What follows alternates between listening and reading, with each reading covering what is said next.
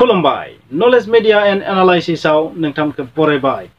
बर' सिख्लाफोरा बर' हिन्जावफोरा खायसे दुथां बांगाल बा इस्लाम धोरोमारि सेंग्राफोरजों हौवाफोरजों बोलि खालामजाबोगासिनो दं। आसा खालामो नोंथांमोना बे भिडिअखौ जोबजासिम नायगोन। जोबजासिम नायोब्ला थारैनो नोंथांमोना माबा मोनसे नङा माबा मोनसे गियान मोनगोन होननानै आं सानो। दिनैनि बे भिडिअ लेक्चारखौ थारैनो आयेन बादि नायोबा भारत सरकारनि संबिजिर बादि आयेन बादि नायोबा कमिउनेल लेक्चार बायदि नांगोन। नाथाय बेबायदि टारगेटजों आं बे भिडिअखौ बुङाखै। नोंथांमोना बेबायदि साननाङा। गासै बर' सुबुंफोरखौ गासै बर' आइजो हिन्जाव सिख्ला नोंथांमोनखौ आं मोनसे बाथ्रा बुंगोन। गिबियावनो मोननैसो पइन्टखौ जोङो अरायबो नोजोराव लाखिनाया मोजां। मा बाथ्राखौ नोजोराव लाखिनांगौ बेखौ नोंथांमोननो बुंनानै गोरोन्थिबो जानो हागौ। बिसोरनि गेजेराव माखासे जेहादी सापर्टार सुबुं थायो। गोसोआव लाखि बे बाथ्राखौ। आरो बै जेहादिया माखासे ब्रान्च जाबाय। जेरै नोंथांमोना खोनानो मोनदों लाभ जेहाद। लाभ जेहाद होननाय जेबो बुस्थु गैया, नाथाय बे मोनसे समाजारि मोनसे थट्स। लाभ जेहाद बे मोनसे आसलते बुंनो थाङोबा कमिउनेल वार्ड। बेयो लाभ जेहादा गासै बुहुमनि सुबुंफोरा इस्लाम धोरोमारि जानांगौ। गासै हिन्जाव मानसिफोरा मा हौवाफोरनि आथिं सिङाव थानांगौ। बेनोथ' सरिया कानुन ना। मुल्लाफोरनि इस्लाम धोरोम। बे मुल्ला कुरानाव जेबो लिरनाय गैया बेबायदि मुल्लाफोरनि बानायनाय धोरोम। बिसोरनि गेजेराव माखासे एन्टि इन्डियान थट्सनि सुबुंफोर थायो। गोसोआव लाखि बे बाथ्राखौ। भारतारि सुबुंफोरनि हेंथा। अथ'स' भारतआवनो दोङो, गावसोरबो भारतारियानो, थेवबो बाखि अना मुसलमान सुबुंफोरनि फारसे मोनसे एन्टि थिंकिं माखासे सुबुंफोरनियाव थायो। गासैबो नङा दे, गासैबो नङा, माखासेनियाव थायो होनना बुंदों।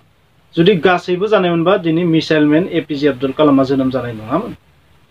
बिथांमोननो मोनसे टारगेट थायो। मा मोनफ्रोम समावनो गुबुननि जायगाखौ सेनाय, हाखौ सेनाय, सम्पतिखौ सेनाय, बे बांसिन सुबुंनियावनो थायो बिथांमोननियाव। साम दाम दण्ड भेट हिन्दुफोरादि बुङो साम दाम दण्ड भेट।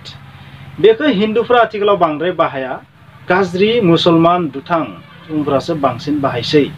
बिसोरनि गेजेराव माखासे टेररिस्टनि सापर्टार थायो। नोंथांमोनाथ' नुदों निउसाव सा 14 तालिबानखौ सापर्ट खालामनानै एरेस्ट खालामजाबाय पुलिसजों, नङा होमबा? सा 14 बिसोर गासैबो फरायनाय, बहाबा कलेजाव फरायनाय, इउनिभार्सिटि फरायनाय, सोरबा फोरोंगिरि। ओरै नङा जे सोलोंथाइ गैयै सुबुं नङा, सोलोंथाइ गोनां सुबुङानो आदारखौ भारतआव जादो, आसामाव जादो खाद्यखौ, नाथाय सापर्ट खालामदो बै आफगानिस्ताननि तालिबानफोरखौ। पाकिस्ताना जोनोम होनाय, USA जोनोम होनाय बै तालिबानफोरखौ सापर्ट खालामदो। साननानै नाय माबायदि थिंकिं। जाय तालिबानखौ सापर्ट खालामो, जाय जिनाहारि खालामग्राखौ सापर्ट खालामो, जाय गथ'फोरनि फारसे जेबो अननाय गैया, जाय हिन्जावफोरनि फारसे जेबो अननाय गैया, आसिकुर मोनसे बायजोआव ओंखारबाबो जाय गावथारो, बिसोरखौ सापर्ट खालामग्राफोरा जोंनि आसामनि सुबुंफोरनि बर'नि मा मोजां साननो। स' बर' आइजो नोंथांमोनखौ मोनसे बाथ्रा बुंगोन। नोंथांमोना बेफोर बाथ्राखौ मानो मिथिया? मानो बिसोरजों एसेबां माने थाबनो गिदिंलाङो नोंथांमोननि माइन्डआ? जाय हारिनि गेजेराव तालिबानखौ सापर्ट खालामनाय सुबुं थायो, साबोसेया बेबायदि सापर्ट खालाम जों मिथिजोबा। नाथाय नोंथांमोना जुदि बिसोरनि गेजेराव थानानै नायोब्ला मोनगोन। माने आं बुङाखै 100%, मेक्सिमाम सुबुंफोरा मोनसे सफ्ट कर्नार थायो बेबायदि उदखारिफोरनि फारसे। जोंनि सुबुंफोराथ' उदखारिनि फारसे सफ्ट कर्नारा जोबोर खमासो थायो। जों दिनै रन्जन दैमारि बिथांनि फारसे सफ्ट कर्नार दोङो, नाथाय रन्जन दैमारि बिथाङा सोरनि थाखाय बेबायदि नांदों? हारिनि थाखायसो नांदों ना, पार्सनेल मतलबनि थाखायथ' नङाना। बिथाङाथ' तालिबान बायदि नङाना। गथ' फिसाखौ बुथारनो, हिन्जावफोरखौ आथिं सिङाव गादबना दोननो, जेहादिफोर बायदि आसिगुर मोनसे ओंखारबा, बहाबा मोदोमा बहाबा पार्टआ ओंखारबा बेखौ गावथारनो। स' नोंथांमोना रन्जन दैमारि बिथांखौ तालिबानजों रुजुनो हाया। 100% गोरोन्थि जागोन। स' बेबायदि माखासे सापर्टार बिसोरनि गेजेराव थायो। इन्डियाजों सापर्ट गैया। बिथांमोननि गेजेराव सोलोंथाइ गोनां गोबां सुबुङाबो इन्डियाजों सापर्ट गैया, अन्तरजों गैया। नाथाय जाय हादराव थादों बिजोंथ' सापर्ट खालामखानांगोन नालाय, थानांगौ जाहैयो। नाथाय आसोल गोरबोजों गैया बिथांमोना। आं गोरबोनिसो बाथ्रा बुंदों नालाय। दिनै आंनि बाथ्रायाथ' कमिउनेलसो जादों। बे बिथिङाव नोंथांमोना मा बुंनो, बांद्राय मा बुंनो। स' बे बाथ्राफोराथ' माने हादरखौ सोखावनाय, मोननै हारिनि गेजेराव सोखावनायसो जादों आंनि सेन्टेन्सआ। आं मिथिगौ बे बाथ्राया गोरोन्थि जादों, आं बुंनायफोरा माखासे गोरोन्थि जादों। बुंनोबो गोसो जाया आरो बुङाबो आं, आरो बेबायदि भिडिअ लाबाबो आं मोनसे धोरोमारि सुबुंनि हेंथायै बाथ्रा बुंनो बाहायबो गोसो जाया आं। खारन आं इन्डियाखौ मोजां मोनो भारतनि थाखाय, भारतनि इन्टिग्रेसननि थाखाय, पिसफुल इन्टिग्रेसननि थाखाय बाथ्रा बुंनो लुगैयो आं। नाथाय उपाय गैया। हारिखौ नायबा खायसे समाव जोंनि आयेनखौबो जावनो गोनां जायो, आयेननि हेंथायैबो बाथ्रा बुंनो गोनां जायो। जाय हारिया बा जाय सुबुंफोरा गुबुन हादरनिफ्राय फैनानै गुबुन जायगानिफ्राय फैनानै गुबुननि जायगायाव थाफैदों, गुबुननि सम्पतिखौ उपभोग खालामफैदों, भग खालामफैदों, बिसोरखौ लकेल सुबुंफोरा जानो थोंजों नोजोरजों मोजां नोजोरजों नायजोबगोन जानो? नायखाया। स' लकेल सुबुङा मा खालामगोन? एसेबाबो खेंख्रा नोजोरजों नायखागोन। आरो बै खेंख्रा नोजोरजों नायखानायखायनो गुबुन जायगानिफ्राय फैनाय सुबुंफोरा मा जायो? अरायबो माबा मोनसे फिलिं थाखागोन जे जुदि बे हाया आंनि जानायमोनबा, बे सम्पतिया आंनि जानायमोनबा, बे जायगाया आंनि जानायमोनबा, बेबायदि सानखागोन। आरो बेबायदि साननायानो मा खालामनो थिनो? हिंसा खालामनो, थगाय थसि खालामनो, गादबनो, सोबख'नो, साम दाम दन्द भेद बायदिसिना आदबजों गादबनो थाखाय बोलो होयो। बेनिखायनो बायजोनिफ्राय फैनाय सुबुंफोरा जाय जायगायाव थाफैया मानो बै जायगाखौ सेनो थाखाय बायदिसिना टेकनिक बाहायखायो। आरो बेवहाय सबसे फार्स्ट टारगेट जायो सोर? दुरबलसिना। आसामाव दुरबलसिन होनबा सोर? ट्राइबेल सुबुं। ट्राइबेल सुबुंफोरा जाबाय दुरबलसिन, मेन्टेलिबो दुरबलसिन, गासैबो बिथिङावनो रांखावरि, थाखा फैसा, गियाननि बिथिं गासैबो बिथिङावनो जों उइकसिन। जोंनि साननाय हनाय कालसाराबो जोबोर माने सिदा सादा, अनफावरि। बिनि थाखायनो मा जायो? सब टारगेट जाहैयो। आरो बर' सुबुंफोरनि गेजेरावबो बर' आइजोफोरा गिबिसिन सब टारगेट जायो।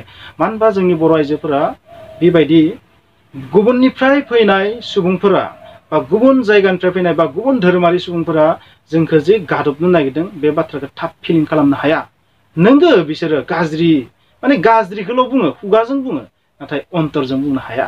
आरो बेनि थाखायनो जाहैयो सब टारगेट बर' सिख्लाफोरा, बर' हिन्जावफोरा। सासे आसामनि सोरबा ट्राइबेल सुबुंखौ बा सोरबा सुबुंखौ बोरैबा जुदि हाबा खालामनो हायोबा, प्रेमनि जालाव खोख्लैनानैनो, लाभ जेहाद खालामनानैनो, जायखिजाया टेकनिकजोंनो जुदि हाबा खालामनो हायोबा मोनसे स्पेस मोनखाबाय, मोनसे भेकुवाम मोनहैखाबाय। मानो होनोबा सासे आसामनि सुबुंखौ हाबा खालामनाय लोगो लोगो बै न'खरा, बै हिन्जावसानि न'खरा मोनसे सफ्ट कर्नार थाहैखासिगोन बिनि फारसे। जिमान होनबाबो आंनि बाहागि, आंनि फिसाजो, आंनि फिसौजो, बेबायदि मोनसेथ' साननाय थाखायो नालाय।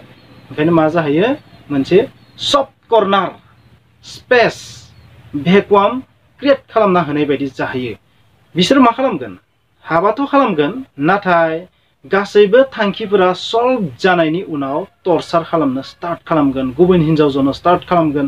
बिसोरनाथ' हिन्जावनिबो खुनु सिमा गैया।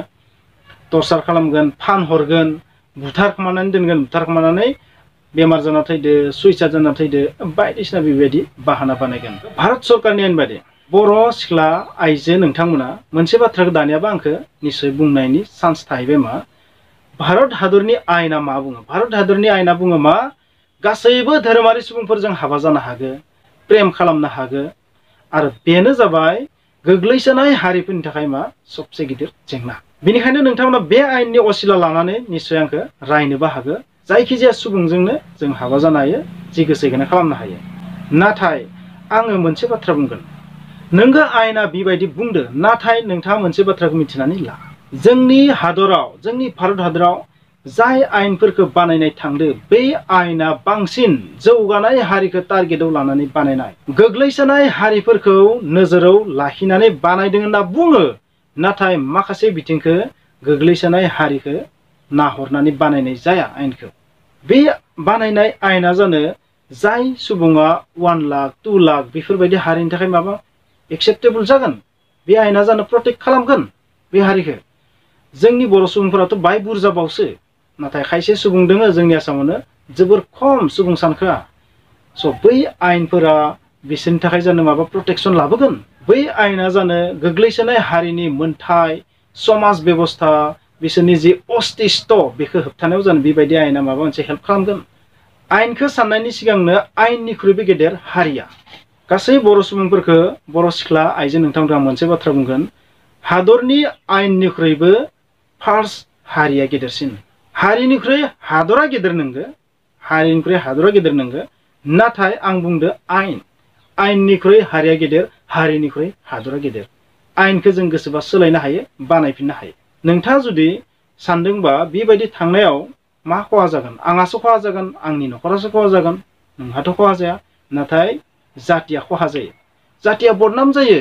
जातिया सासे बर' सुबुंखौ खोमानांगौ जायो खारन बिथांमोननि धोरोमजों जोंनि धोरोमजों फैनाय हाजार बोसोरावबो माब्लाबाबो ओरै अरजाबनो हानाय कुनु चान्स गैया होनबा बिथांमोननि धोरोमा जोंनि धोरोमजों जेबो गोरोबा जों मानसिखौ मुगैनाङा धोरोमखौ मुगैनाङा नाथाय गावनि होननाय मोनसे बुस्थु थायो बेखौ लाखिनो नाजानांगोन आं बेखौनो बुंगोन स' नोंथाङा गिबियाव हारिखौ सान बिथांमोना जोंनि सुबुंफोरखौ माब्लाबाबो अन्तरजों गनाया ओरैनो सायावल'सो जास्ट फर माने रंजानाय जास्ट फर गावनि माबा मोनसे टारगेटखौ सल्भ खालामनो थाखाय सुफुंनो थाखायसो बेबायदि बिथांमोना खालामो नोंथांमोना हमनो हानांगौ जोंनि बर' सिख्लाफोर आइजो नोंथांमोना बेबायदि खैफोदाव गाब्र'हैनायनि दायनिगिरिया जोंनि समाजाबो जोंनि समाजाव दिनैसिम मोनसे बाथ्राखौ फोरोंनाय जाया गुबुन धोरोमारि सुबुं जायफोर जोंनि सुथुर जानो हागौ बेनिफ्राय हुसियार थानांगौ बे बाथ्राखौ माब्लाबाबो सोलोंनाय जाया हौवासाफोरखौनो जा हिन्जावसाफोरखौनो जा सिख्लाफोरखौनो जा सेंग्राफोरखौनो जा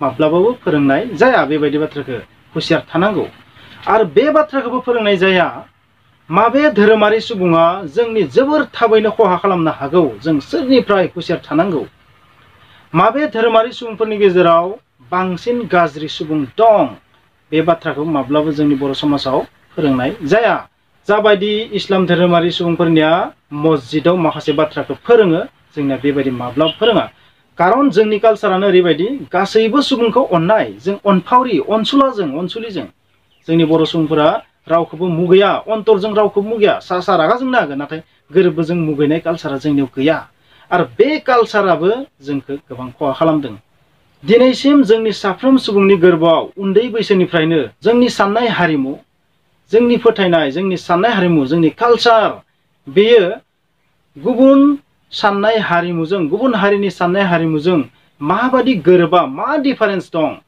गुबुननि कालसारजों गुबुननि साननाय कालसारजों साननाय हारिमुजों फोथायनाय हारिमुजों माबायदि डिफारेन्स दं डिस्टिंसन दं बेखौ माब्लाबाबो फोरोंनानै होनाय जाया बेनिखायनो जोङो बांसिन समावनो गोजौ थाखोआव सहैनायनि उनावबो जोङो बेबायदि खैफोदाव गाब्र'हैबाय थाहैयो स' आसा खालामबाय नोंथांमोना बे भिडिअखौ नायनानै माबा मोनसे नलेज मोनबाय जुदि नलेज मोनबायबा प्लिज बे चेनेलखौ साबस्क्राइब खालाम आरो बेल आइकनखौ थुनानै अलखौ थुनो दाबाव स' थेंक इउ